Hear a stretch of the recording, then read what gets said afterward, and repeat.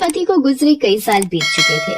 वो अपने दोनों बच्चों के पालन पोषण के लिए ऑमलेट का ठेला लगाती थी। सरला ने रोशनलाल कपड़े वाले की दुकान के बाहर 1000 रुपए महीने पर जगह ले रखी थी। सरला ने बच्चों को सरकारी स्कूल में डाल रखा था। वो सुबह से लेकर रात तक ठेले पर बहुत मेहनत करती थी। सरला ताई, एक आमलेट बनाना, थोड़ी हरी मिर्च ज्यादा कर देना है। मुझे पता है मुकेश जी, आप ऑमलेट में हरी मिर्च ज्यादा ही लेते हो। हाँ जी, आपको भैया बिना मक्खन वाला 20 रुपए और मक्खन वाला ऑमलेट 30 रुपए का है। सरला ताई, 2 प्लेट आमलेट ब्रेड बना देना। मैं आपको अभी थोड़ी देर में पैसे देता हूँ, ठीक है ना?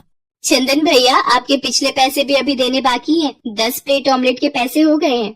अरे तो दे दूंगा सरला ताई, न तुम कहीं जा रही हो न मैं यहाँ से भागा जा रहा हूँ। चंदन भैया, कोशिश करना ये पैसे आप मुझे जल्दी दे देना। मेरी भी रोजाना की लागत लगती है ये सब सामान लाने में। उधार देती रही तो कमाऊंगी क्या और खाऊंगी क्या? क्या हो रहा है चंदन? उधार के पैसे दे दिया करो। गरीब आमलेट वाली से उधार में खाने की जगह पैसे देकर खाया करो। सेठ जी, दे तो देता हूँ, वो तो मेरे पास छुट्टे नहीं थे इसलिए बाद में दे देता। सरला ताई, महीने के 1000 रुपए कब दे रही हो? भाई जी, आपको मैं कल पकड़ा दूंगी। चंदन, कल साड़ियों का नया माल आना है, मुझे डॉक्टर के पास जाना है, तो मैं थोड़ी देर से आऊंगा। तुम सारा माल उतरवा लेना। ठीक है सेठ जी, मैं रखवा लूंगा। अगले दिन रोशनलाल डॉक्टर के पास चला जाता है। चंदन दुकान पर साड़ियों का माल उतरवा रहा था, तभी उसका दोस्त मदन आ जाता है। और चंदन, कैसे है मेरे दोस्त? है ये ले, अगले महीने मेरी शादी है, ये मेरी शादी का कार्ड पकड़ है।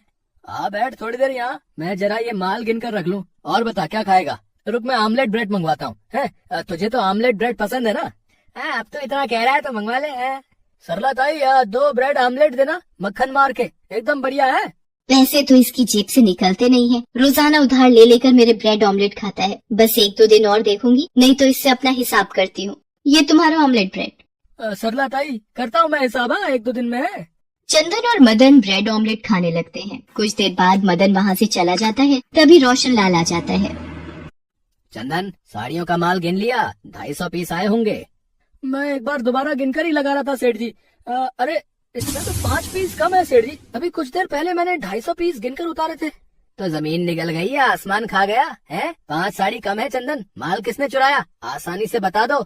सेठ जी, मैं तो कितना पुराना नौकर हूँ, आज तक आपकी दुकान से कभी भी मेरे रहते चोरी नहीं हुई। 1 सेकंड सेठ जी, मैं समझ गया चोरी किसने की है।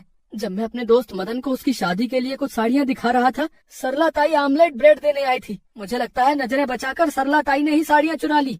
सरला ताई, जरा ठेला छोड़कर इधर आना। क्या हुआ भैया जी, आपने बुलाया? ठेले पर ग्राहक खड़े हैं। चोर कहीं की मेरी दुकान से साड़ियाँ चुरा कर अपना ठेला चलाएगी। मैं अभी पुलिस को बुलाता हूँ, तभी उगलेगी तू कि तूने चोरी की है। नहीं भैया जी, मैंने कोई चोरी नहीं की। मैं भला आपकी दुकान से साड़ियाँ कैसे चोरी कर सकती हूँ? मुझे कुछ भी नहीं पता इस बारे में भैया जी। सरला ताई, दुकान पर तू ही तो आमलेट और ब्रेड लेकर आई थी ना? उसी वक्त मैं माल को गिन कर रख रहा था, 5 साड़ियाँ कम हुई हैं और यकीनन वो साड़ियाँ तुमने ही चुराई हैं। और कोई तो दुकान पर आया ही नहीं। चंदन, पुलिस को फोन मिलाओ, इसे चोरी करने की सजा मिलनी ही चाहिए। भैया जी, ऐसा मत करो। घर पर मेरे छोटे छोटे बच्चे मेरी राह देख रहे होंगे। मुझे जेल में मत भेजो। मैंने कोई चोरी नहीं की है, मेरे ऊपर रहम करो। ठीक है, मैं तुझे पुलिस के हवाले नहीं करूँगा, पर मुझे आज के बाद तेरा ठेला अपनी दुकान के बाहर नजर ना आए, नहीं तो पुलिस को बुलाने में मुझे देर नहीं लगेगी। चाप 2000 रुपए मुझे पकड़ा और निकल यहाँ से। और बाकी की साड़ियों के 8000 रुपए मुझे तू लौटा देगी अगले हफ्ते ही। सरला फूट फूट कर रोती हुई 2000 रुपए रोशनलाल को देकर अपना ठेला उसकी दुकान के आगे से हटा लेती है। पर एकदम से ग्राहकों से बंधी हुई जगह छूट जाने से सरला के काम का बहुत नुकसान होता है। सड़क पर बने एक खम्भे के सहारे वो अपना ठेला लगा तो लेती है, पर पहले उसका ठेला बाजार के बीच में था, इसलिए ग्राहक बहुत आ जाते थे। अब कॉलोनी की जगह होने की वजह से ग्राहक भी नहीं आते थे और ऊपर से जगह के भी 2000 रुपए और देने पड़ते थे। सरला बहुत परेशान रहने लगी थी। उसकी कमाई बिल्कुल ना के बराबर हो गई थी। ऊपर से उसका मन खराब था कि उस पर चोरी का झूठा इल्जाम लगा हुआ था। वो ज्यादा कुछ बोल भी नहीं सकती थी, उसे बच्चों की चिंता थी। एक दिन, माँ, मेरा स्कूल का स्वेटर छोटा हो गया है, मेरे लिए नया स्वेटर ला दो माँ। माँ, मेरे भी जूते फट गए हैं, मेरे पैरों में देखो कट पड़ गया है। क्या करूँ, कहाँ से इंतजाम करूँ, कुछ समझ नहीं आ रहा। रोशनलाल जी को भी 8000 रुपए देने पड़ेंगे। नई जगह पर ग्राहक भी नहीं आ रहे हैं। सरला बहुत परेशान थी।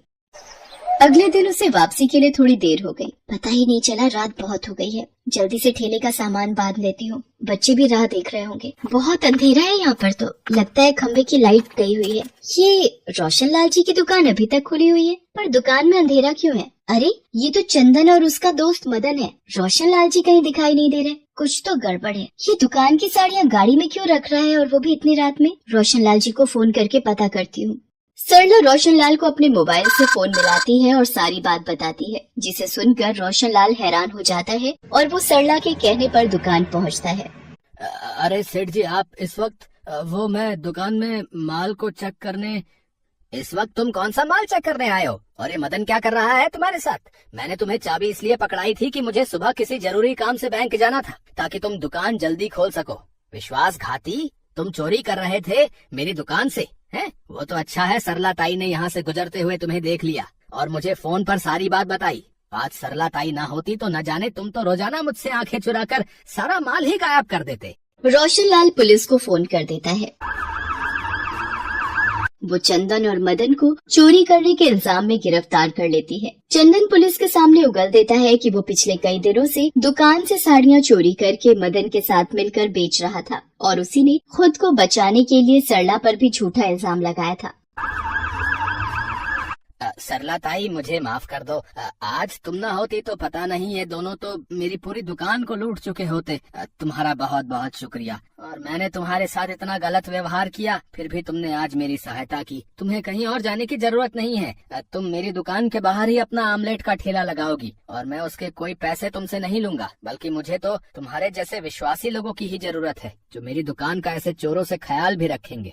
भैया जी, मुझसे आप माफी मत मांगिए। कई बार हम कानो सुनी पर विश्वास कर लेते हैं और बिना दूसरे पक्ष पर विश्वास किए नतीजे पर पहुंच जाते हैं। शायद कभी कभी हमारा समय ही खराब होता है, इसीलिए परिस्थितियां भी हमारे विपरीत ही होती हैं। मैं आपकी दुकान के बाहर फिर से ठेला लगा पाऊंगी तो मेरे बंधे हुए ग्राहक फिर से लौट आएंगे। आपका शुक्रिया भैया जी। सरला की सच्चाई और चंदन का सफेद झूठ रोशनलाल के सामने आ जाता है। सरला फिर से रोशनलाल की दुकान के बाहर ही अपना ऑमलेट का ठेला लगाने लगती है, जिससे उसके बंधे हुए ग्राहक फिर से वापस आ जाते हैं और एक गरीब ऑमलेट वाली को सच्चाई का फल मिल जाता है।